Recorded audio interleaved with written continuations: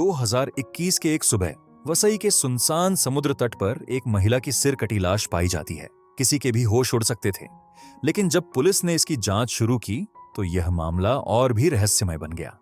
यह कोई साधारण हत्या नहीं थी, यह एक जघन्य अपराध था जिसका मास्टरमाइंड खुद उस महिला के परिवार में से था। उस महिला का नाम था सानिया शेख, जो एक खुशहाल जिंदगी जी रही थी, लेकिन किसी ने उसकी जिंदगी को इतनी बेरहमी से खत्म कर दिया। सानिया का हत्यारा कोई और नहीं बल्कि उसका अपना ही परिवार था। पर सवाल यह है कि आखिर परिवार के अपने सदस्य उसे क्यों मारने पर उतारू हो गए थे? क्या यह कोई घरेलू विवाद था या फिर इसके पीछे एक खतरनाक साजिश थी? क्या सानिया की हत्या का मकसद कुछ और था? और क्या पुलिस को इस घिनौने अपराध के पीछे की असल सच्चाई का पता चला? इस दिल दहला देने वाली कहानी में हम आपको बताएंगे कि कैसे पुलिस ने इस हत्या के रहस्यों को सुलझाया और कौन थे वो लोग जिन्होंने सानिया की जिंदगी का अंत कर दिया। आपके दिमाग में अभी भी कई सवाल होंगे, तो अगर आप जानना चाहते हैं कि इस हत्या के पीछे का असली कारण क्या था और क्यों सानिया की मौत के बाद उसकी पूरी दुनिया उलट-पलट हो गई, तो इस वीडियो को आखिरी तक देखना न भूलें। और हाँ, अगर आपको इस तरह के सस्पेंस और क्राइम थ्रिलर पसंद है तो इस चैनल को सब्सक्राइब जरूर करें और बेल आइकन दबाएं ताकि आप कभी भी ऐसे रहस्यों से रूबरू होने से चूक न जाएं। तो चलिए इस रहस्यमय हत्या की कहानी का खुलासा करते हैं। मुंबई के पास वसई शहर में एक खूबसूरत बगाई बीच है जहां लोग अक्सर घूमने फिरने और ताजगी महसूस करने के लिए आते हैं। 26 जुलाई 2021 को भी इस बीच के किनारे काफी लोग आए हुए थे जो समुद्र की लहरों का आनंद ले रहे थे, खुलकर हंस रहे थे और एक सुकून भरे माहौल का अनुभव कर रहे थे। लेकिन तभी समुद्र की लहरों के साथ एक काले रंग का सूटकेस बहता हुआ किनारे की ओर आता दिखाई देता है। जैसे ही यह सूटकेस किनारे पर आता है, कुछ लोगों की नजर उस पर पड़ती है। लोगों के मन में तरह तरह के ख्याल आने लगते हैं और कुछ लोग तो तुरंत ही वहां से दूरी बना लेते हैं। आखिर यह सूटकेस कहां से आया? क्या इसमें कुछ गुप्त बात छिपी है? कई तरह के ख्यालों से घिरे लोगों में से एक व्यक्ति ने तुरंत पुलिस को फोन किया। थोड़ी ही देर में पुलिस घटनास्थल पर पहुंच जाती है और स्थिति का जायजा लेना शुरू करती है। पुलिस के अधिकारी सूटकेस को ध्यान से देखते हैं और उन्हें भी इसे देखकर कुछ संदेह होता है। यह संदेह जल्द ही डर में बदल जाता है जब वे सूटकेस को खोलते हैं। सूटकेस के अंदर एक लाश थी और सबसे अजीब बात यह थी कि इस लाश का सिर नहीं था। यह दृश्य देखते ही पुलिस की टीम हक्की बक्की रह जाती है। लाश के जिस्म पर कपड़े थे जिससे यह अंदाजा लगाया जा सकता था कि मृतक कोई महिला है।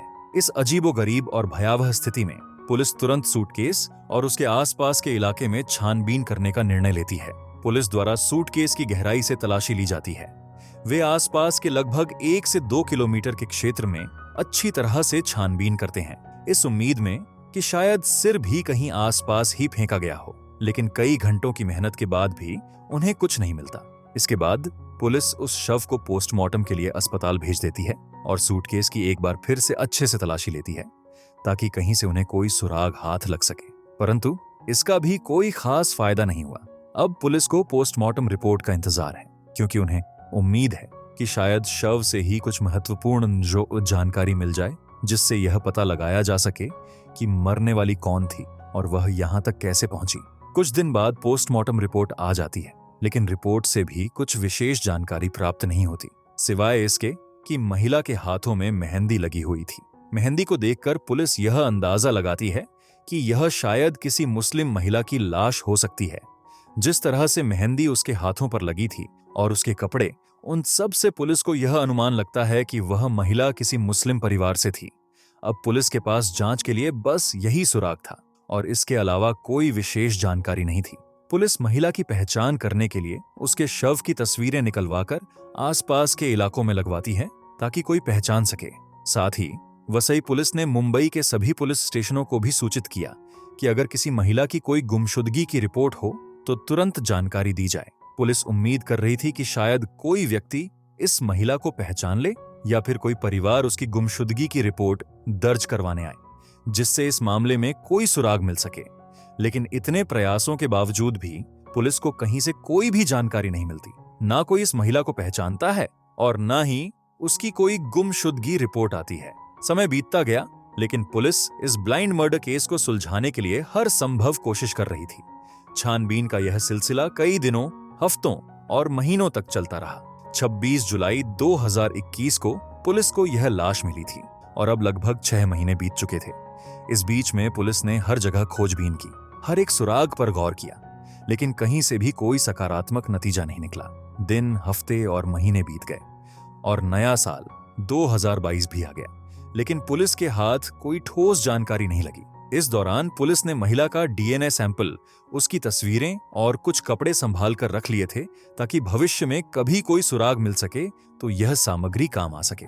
आखिरकार पुलिस ने महिला के शव को मुस्लिम रीति रिवाज से मुंबई के एक कब्रिस्तान में दफना दिया। इस पूरी घटना को करीब 14 महीने बीत गए थे और इस बीच पुलिस ने हर संभव प्रयास कर लिया था, लेकिन फिर भी उन्हें कोई जानकारी नहीं मिली थी।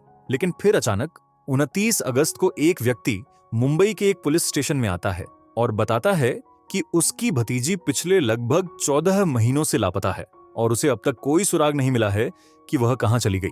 इस बात को लेकर पुलिस में एक नई हलचल मच जाती है। वह व्यक्ति अपनी भतीजी की गुमशुदगी की रिपोर्ट दर्ज करवाता है। वह व्यक्ति पुलिस को बताता है कि उसकी भतीजी का नाम सानिया था और वह उसका चाचा है। वह कर्नाटक के बेलगाम से मुंबई आया है। पुलिस उसे पूछती है कि उसकी भतीजी को लापता हुए करीब 1 साल से अधिक समय बीत चुका है और अब वह इतने दिन बाद उसकी गुमशुदगी की रिपोर्ट दर्ज करवा रहा है। यह जानकर पुलिस को थोड़ा आश्चर्य होता है और वे पूछते हैं कि इतने समय तक वह कहां थे। वह व्यक्ति पुलिस को बताता है कि सानिया एक अनाथ थी, यानी उसके माता पिता नहीं थे और उसने ही उसे पाल पोस कर बड़ा किया था। सानिया के चाचा जावेद एक अच्छे और संपन्न परिवार से थे और फाइनेंशियली भी उनकी स्थिति मजबूत थी। साल 2017 में उन्होंने अपनी भतीजी सानिया की शादी मुंबई के नाला सुपारा में रहने वाले आसिफ शेख से की थी।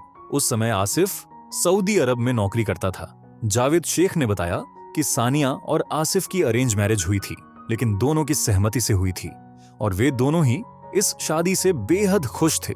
2019 में सानिया ने एक प्यारी सी बेटी को जन्म दिया, जिसका नाम उन्होंने अमायरा रखा।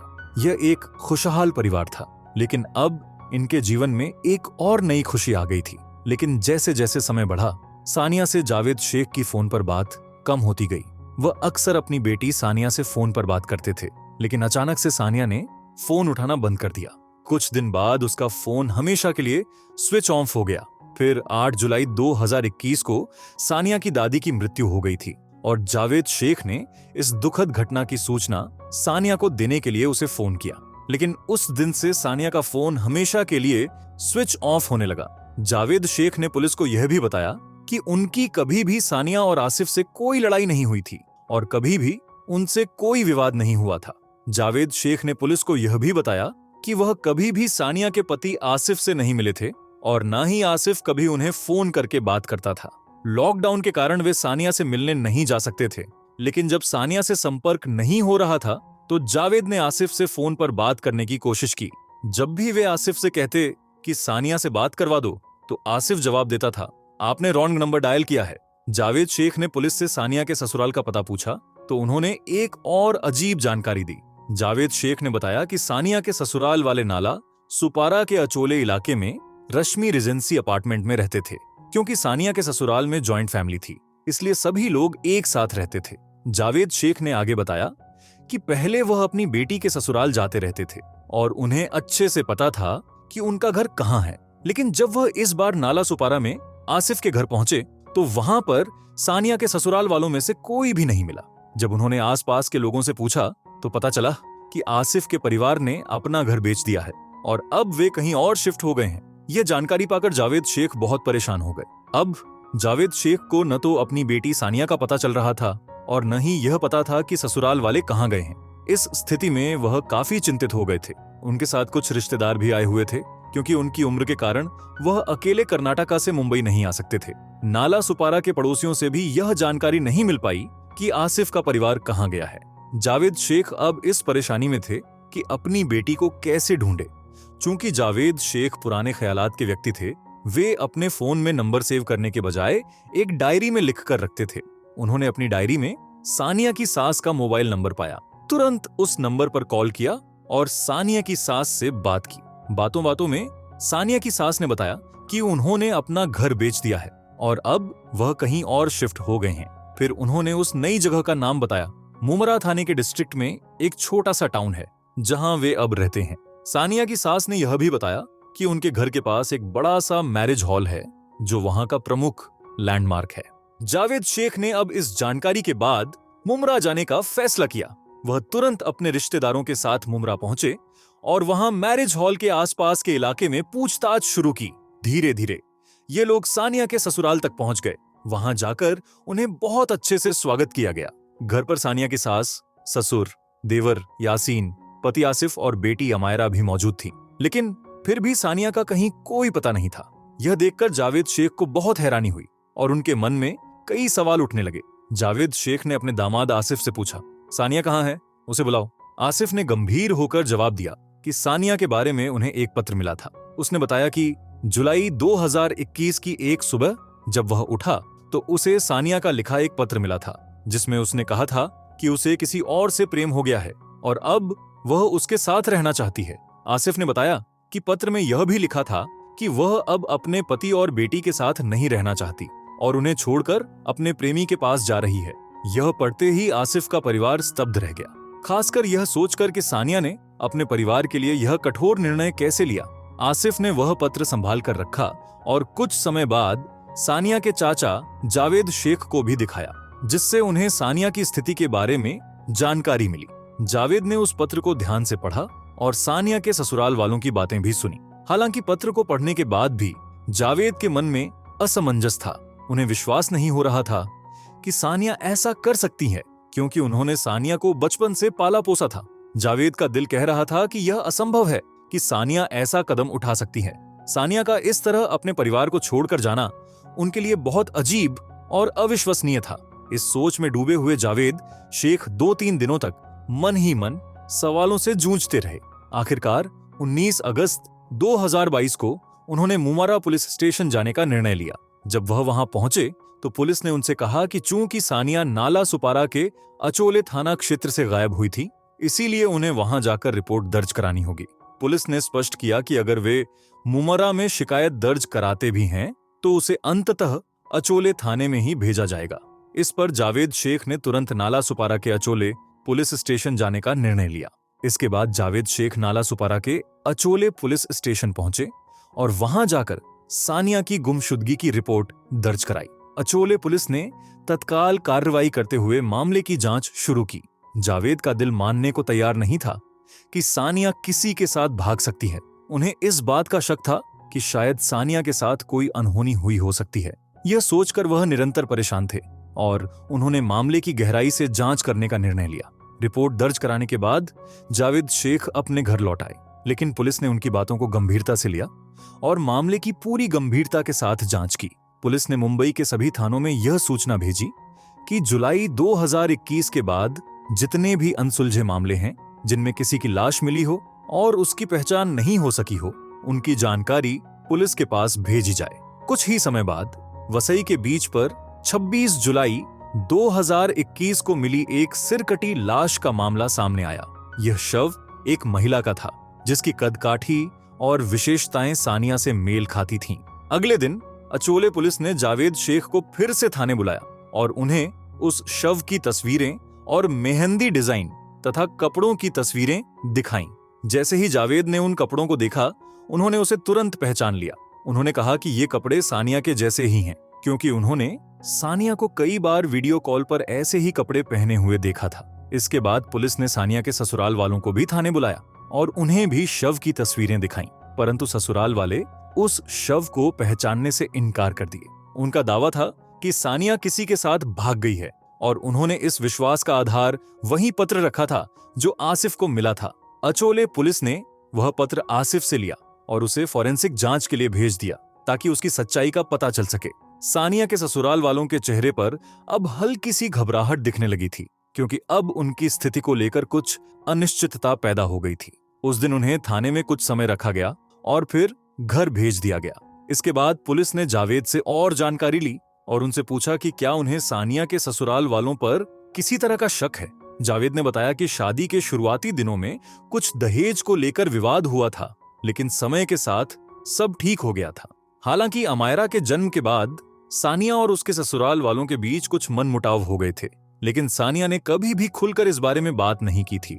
चाचा को इस पूरे मामले के बारे में ज्यादा जानकारी नहीं थी, क्योंकि जो लाश वसई के बीच से मिली थी उसे केवल कह देने से यह साबित नहीं हो सकता था कि वह सानिया की थी। इसके लिए कोर्ट में ठोस प्रमाण और साक्ष्य की जरूरत थी और पुलिस ने इसे लेकर पूरी छानबीन शुरू कर दी। उन्होंने सानिया के पति आसिफ और उनकी 6 साल की बेटी अमायरा के खून के सैंपल लेकर पहले से कलीना लैब में सुरक्षित रखे गए लाश के सैंपल से मिलाने का काम शुरू किया। अब इन तीनों के डीएनए की जांच का परिणाम ही इस मामले को सुलझाने में मददगार साबित होने वाला था।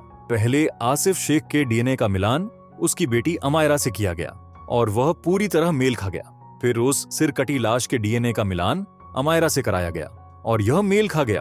अब यह साफ हो गया था कि वह लाश अमायरा की मां यानी सानिया की ही थी। इसके बाद पुलिस ने 15 सितंबर 2022 को आसिफ शेख को गिरफ्तार कर लिया। पुलिस ने आसिफ से पूछताछ शुरू की, लेकिन पहले तो आसिफ हर सवाल का जवाब देने में कतराता रहा। वह पुलिस को भ्रमित करने की पूरी कोशिश करता रहा, लेकिन जब पुलिस ने सख्ती दिखाई और उसे घेर लिया तो आखिरकार आसिफ टूट गया। उसने स्वीकार कर लिया कि उसने ही अपनी पत्नी सानिया शेख की हत्या की थी और वह लेटर भी उसने ही लिखा था, क्योंकि जो हैंडराइटिंग उस पत्र में थी वह उसकी थी, ना कि सानिया की। आसिफ ने यह भी बताया कि उसने सानिया की हत्या इसलिए की थी क्योंकि उसे शक था कि उसकी पत्नी का किसी के साथ अफेयर था। लेकिन कुछ रिपोर्ट्स में यह भी सामने आया कि आसिफ का खुद किसी और लड़की के साथ अफेयर था और जब सानिया को यह बात पता चली तो उसने तय किया कि सानिया को रास्ते से हटा देने के बाद वह अपनी प्रेमिका से शादी कर सकेगा। इस वजह से आसिफ ने अपनी पत्नी की हत्या कर दी। आसिफ ने यह भी कहा कि इस हत्या में उसके परिवार का कोई हाथ नहीं था और यह पूरी योजना उसका अपना था। जब पुलिस ने आसिफ के परिवार वालों से पूछताछ की तो एक और चौंकाने वाली बात सामने आई। आसिफ के पिता हनीफ और भाई यासीन दोनों ही पुलिस की सख्ती के सामने टूट गए और उन्होंने यह स्वीकार कर लिया कि सानिया की हत्या में उनका भी हाथ था। लेकिन आसिफ ने यह साफ तौर पर कहा था कि इस हत्या में केवल उसका ही हाथ था। फिर सवाल यह उठता है कि आखिरकार उनके पिता और भाई ने यह जुर्म क्यों स्वीकार किया था। वास्तव में यह सब उस दिन की घटना से जुड़ा हुआ था जब 2021 में आसिफ का पूरा परिवार नाला सुपारा के घर में रहता था। 21 जुलाई को बकरीद का त्योहार था। उस दिन सुबह सुबह सानिया उठकर नहा धोकर तैयार होती है, फिर किचन में खाना बनाने चली जाती है। उस दिन शाम को उनके घर मेहमान भी आने वाले थे, लेकिन अजीब बात यह थी कि उस दिन घर पर सिर्फ सानिया, उसके पति, ससुर और देवर थे।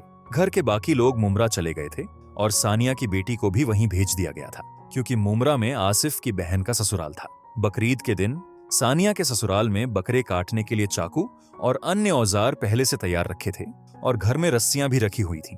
फिर आसिफ, यासीन और हनीफ ने मिलकर एक बड़े से टब में पानी भर लिया। यह तीनों सानिया को किचन में खाना बनाने के दौरान पकड़ लेते हैं। वे उसे घेर कर, उसके हाथ पैर बांधकर पानी से भरे टब में डाल देते हैं। सानिया के साथ जो हुआ वह बस कल्पना से परे था। सानिया टब में डूबने लगती है। उसका हाथ और पैर बंधे हुए होते हैं, जिससे वह कुछ नहीं कर पा रही थी। उसका शरीर धीरे धीरे पानी में डूबता जा रहा था और उसने मदद के लिए चिल्लाने की कोशिश की, लेकिन उसकी आवाज नहीं निकल पा रही थी। थोड़ी देर बाद सानिया का दम टूट जाता है। फिर उन तीनों ने उसे टब से बाहर निकाला, लेकिन उन्हें अब भी लगता था कि शायद सानिया जीवित हो सकती हैं। आसिफ ने फिर अपनी पत्नी का गला दबाया और उसे बहुत देर तक दबाए रखा, यह सुनिश्चित करने के लिए कि वह मर चुकी है। फिर एक अजीब मोड़ आता है जब आसिफ बकरा काटने वाले चाकू से सानिया का सिर धड़ से अलग करने की कोशिश करता है।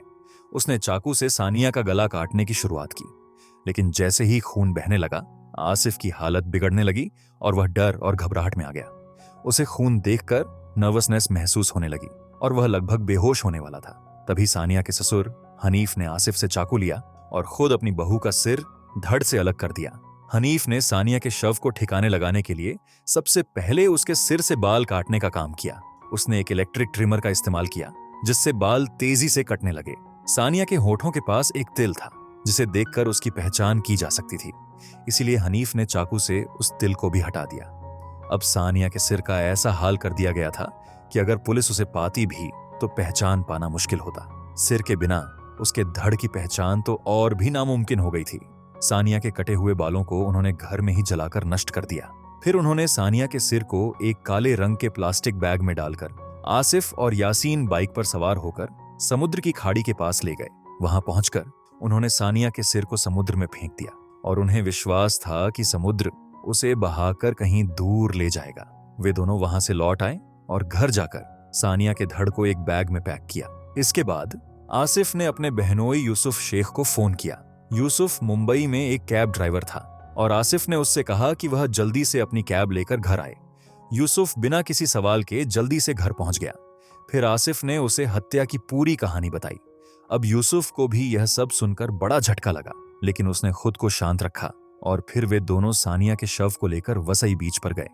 वहां वे समुद्र में बैग को फेंकने के लिए गए, यह सोचते हुए कि समुद्र बैग को कहीं दूर बहा कर ले जाएगा। जब वे बैग को समुद्र में फेंकने के बाद लौटे तो उन्होंने घर आकर सानिया के खून को साफ किया। इसके बाद घर में मौजूद रिश्तेदारों को वापस बुला लिया गया और फिर घर में अच्छे से खाना पकाया गया। शाम को उनके घर पर कुछ मेहमान भी आए और वे सभी बहुत आराम से और खुश होकर खाना खा रहे थे, जैसे उनके घर में कुछ हुआ ही ना हो। यह सब देखकर ऐसा लग रहा था कि सब कुछ सामान्य है।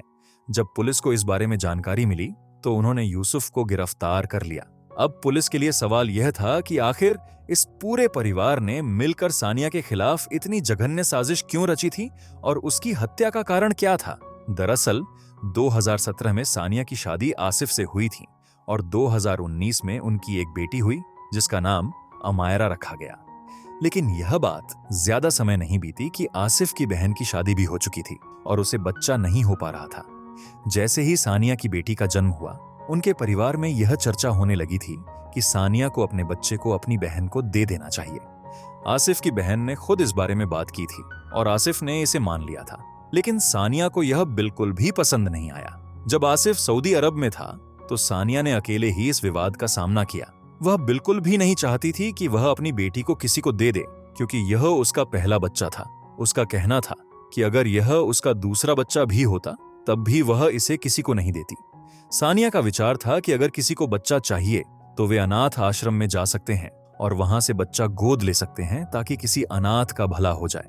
लेकिन आसिफ की बहन को यह बात बिल्कुल भी मंजूर नहीं थी और वह अपनी जिद पर अड़ी हुई थी। फिर एक दिन किसी बात पर सानिया के ससुर ने उसे बहुत मारा पीटा, जिससे सानिया ने पुलिस स्टेशन में शिकायत दर्ज कराने का प्रयास भी किया था, लेकिन रिश्तेदारों के समझाने पर उसने शिकायत वापस ले ली।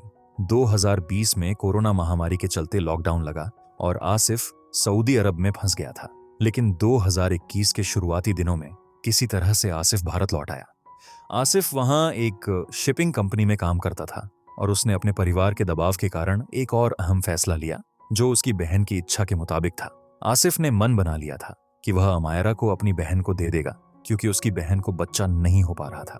यह मामला उस समय और बढ़ गया था जब सानिया और उसके ससुराल वालों के बीच एक गंभीर झगड़ा शुरू हुआ। पूरा परिवार एक तरफ खड़ा था जबकि सानिया अपनी बेटी के लिए अकेली खड़ी थी। सास ससुर और बाकी रिश्तेदारों ने सानिया से यह कह दिया था कि वह अब अपने परिवार से कोई भी संपर्क न करे। यही कारण था कि सानिया ने 8 जुलाई 2021 के बाद से अपने घर वालों का फोन उठाना बंद कर दिया था। उसके बाद 21 जुलाई 2021 को सानिया की हत्या कर दी गई।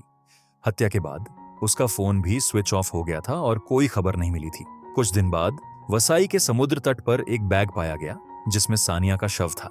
सानिया के चाचा जावेद शेख ने लगभग 1 साल बाद अपनी भतीजी की गुमशुदगी की रिपोर्ट दर्ज करवाई थी।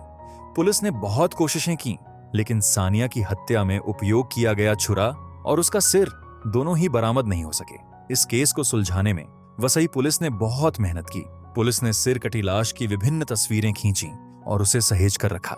साथ ही लाश के डीएनए का सैंपल भी सुरक्षित रखा गया था। यह डीएनए सबूत बाद में इस मर्डर मिस्ट्री को सुलझाने में बेहद अहम साबित हुआ, जिससे मामले का खुलासा हुआ और आरोपी कानून के शिकंजे में फंसे। हत्या के बाद सानिया की बेटी अमायरा को उसकी बुआ के घर भेज दिया गया था, जहां वह रहने लगी। यदि हम इस समय की बात करें तो सानिया के पति आसिफ, देवर यासीन, ससुर हनीफ और आसिफ के बहनोई यूसुफ सभी वर्तमान में जेल में हैं। ये सभी लोग अब अपने पूरे जीवन काल तक जेल में ही रहेंगे। अगर आपको यह कहानी पसंद आई हो तो कृपया हमारे चैनल को लाइक और सब्सक्राइब करें ताकि आप और भी ऐसी दिलचस्प कहानियों को देख सकें। अब मिलते हैं नई वीडियो में।